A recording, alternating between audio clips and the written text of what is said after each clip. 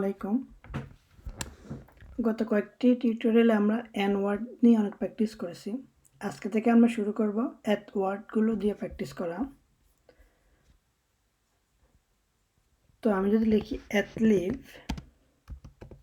একটি জীবন, এটা হবে লিভ এত। তো আসলে আপনাদের রুলগুলো মনে আছে। আমরা ওই যে আমাদের আগে একটা টিউটোরিয়ালের রুলটা সম্পর্কে বলেছিলাম যে সে কি কনসোনেন্ট দিয়ে শেষ হয় নাকি ভোকাল দিয়ে শেষ হয়। ভোকাল দিয়ে শেষ হলে শেষে হবে শুধু এন, বাট যদি কনসোনান্ট দিয়ে শেষ হবে ইটি। তো এটা শেষ হয়েছে ভি দিয়া ভিয়া, তখন হবে ই দিয়া পোস্টলুতেড শেষে। তো আমরা যে বলি যে সে আমার জীবন বাঁচিয়েছিল, হান রাজ্জাদের মিট লিভ, আমার জীবন। এখন আমার জীবন তো একটা নির্দিষ্ট, আমি বলতেছি এটা আমার জীবন, বাট তাহলে লিভেত কেন হবে না? ওই যে আমরা বলছিলাম যে এখানে আমরা মিথ ইউজ করছি। মিথ হচ্ছে প্রোনোমেন, যেটা নিয়ে আমরা পরে আলোচনা করব। বাট মিথ যখন হবে তখন আর নির্দিষ্ট ফর্ম হবে না। বাট আমরা যদি মিথ কেটে দিতাম তখন আমাদের ঠিকই লিভেত লিখতে হতো আর কি এরকম। সো হান্ড্রেড মিথ লিভ।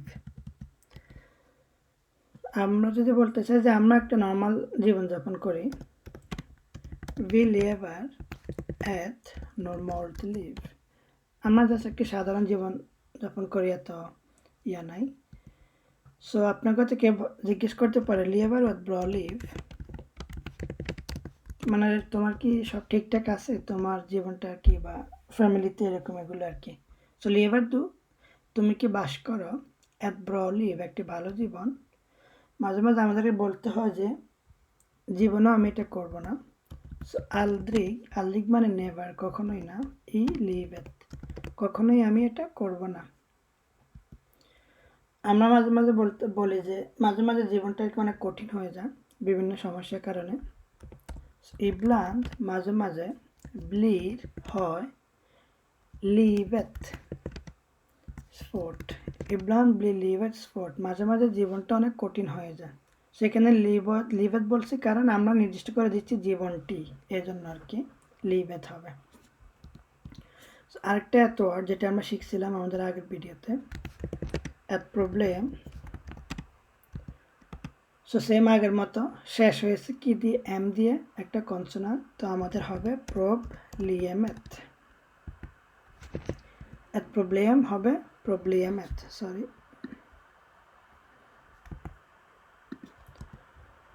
তো আমরা যদি বলি যে আমার একটি সমস্যা আছে, সুয়োগ হর আমার আছে, এত প্রবলেম একটি সমস্যা। তো আপনার হয়তো কেউ বলবে যে তোমার সমস্যাটা কি, মানে নির্দিষ্ট করে দিচ্ছে, তখন বলবে যে ভয়ে প্রবলেমেত, সমস্যাটা কি, ভদ এর প্রবলেমেত। তো আপনি আগে যখন বলতেছেন আপনি নির্দিষ্ট করে দিচ্ছেন না এক্স্যাক্টলি কোন সমস্যা, আপনি যে বলতেছেন একটা সমস্যা, বাট যখন আপনাকে কেউ জিজ্ঞেস করবে তখন সে এক্স্যাক্টলি ওই সমস্যাটাই জানতে চাচ্ছে, এই জন্য বলবে প্রবলেমেত, ভয় প্রবলেমেত। তখন বলবেন যে না এটা অলরেডি মানে কি বলে সলভ হয়ে গেছে, সমস্যা নাই। সো হানলাস্তে প্রবলেম, সে সমস্যাটা সমাধান করে ফেলছে, এটা কোনো সমস্যা ছিল না। দেবর ইঙ্গেত প্রবলেম, ইঙ্গেত মানে না, কোনোটাই না। দেবর এটা ছিল না, ইঙ্গেত প্রবলেম, এটা কোনো সমস্যাই ছিল না। তো মাঝে মাঝে আমাদের বলতে হয় যে সমস্যাটার অবশ্যই সমাধান করতে হবে। সমস্যাটির যখন বলবো তখন আমাদেরকে অবশ্যই নির্দিষ্ট ইউজ করতে হবে। সো প্রবলেমেত মস্তে লসাস, অবশ্যই সমাধান করতে হবে। প্রবলেমেত মস্তে লসাস, সমস্যাটা অবশ্যই সমাধান করতে হবে। তো আমরা আরেকটা এন ওয়ার্ড শিখি, যেটা আমার এট বর্ন, একটি বাচ্চা, চিলড্রেন বর্নেট। সো আপনার কি বাচ্চা আছে? তো আমরা এভাবে বলতে পারি হর দু বর্ন, হর মানে আছে থাকা, দু মানে তুমি, বর্ন মানে বাচ্চা। সো তোমার কি বাচ্চা আছে? হর দু বর্ন, হান হর ইঙ্গেত বর্ন, তার কোনো বাচ্চা নাই, হান হর ইঙ্গেত বর্ন। আমরা বলতে পারি ইয়োগ এলস্কে বর্ন, আমি বাচ্চাদেরকে খুবই ভালোবাসি, আদর করি। Jag älskar barn. আমরা যে বলি যে সে বিবাহিত এবং তার দুটো বাচ্চা আছে, সো han är gift, সে বিবাহিত, och har 2 barn, তার দুটো বাচ্চা আছে। এত পর্যন্ত আমরা বর্ন ইউজ করছি, মানে আমরা নির্দিষ্ট করে দিইনি, বাট এখন যদি আমরা বলতে চাই যে বাচ্চাটি ঘুমিয়েছে, সো বর্নেট হর সোমনাথ, বাচ্চাটি ঘুমিয়েছে, সো আওয়াজ করো না, এরকম আর কি। আমরা বলি যে তোমার বাচ্চার নাম কি, vad heter, কি নাম ditt barn, তোমার বাচ্চার নাম কি। vad মানে কি, heter মানে নাম, থাকে আর কি, কি নাম রাখা, ditt barn তোমার বাচ্চার নাম কি, এরকম।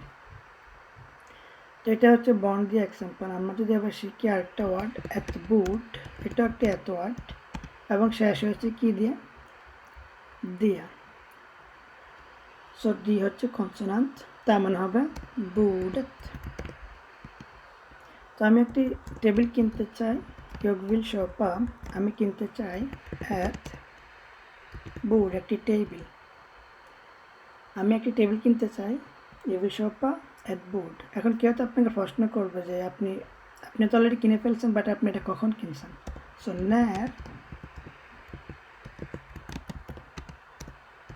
bordet, তুমি কখন টেবিলটা কিনছো, när köpte du bordet। বলতে পারি যে bordet är fint, টেবিলটি অনেক সুন্দর।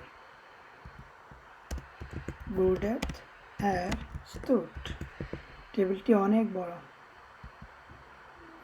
বাট আমরা বলি যে সে একটি টেবিল বুক করছে লাঞ্চের জন্য, han har bokat, সে বুক করছে ett bord, একটি টেবিল, for lunch, লাঞ্চের জন্য। এখানে আমরা নির্দিষ্ট করে দেইনি, এই জন্য ett bord হয়েছে, বাট এইখানে আমরা নির্দিষ্ট করে দিচ্ছি এই টেবিলটি সুন্দর, এই টেবিলটি বড়, এই জন্য আমাদেরকে bordet ইউজ করতে হয়েছে। তো আমরা আরেকটি ভিডিও করব এত ওয়ার্ড দিয়ে প্র্যাকটিস করার জন্য, তারপরে আর কি আমরা আর কি শুভস্থান্তিবার অন্য একটা টপিক নিয়ে ভিডিও করব।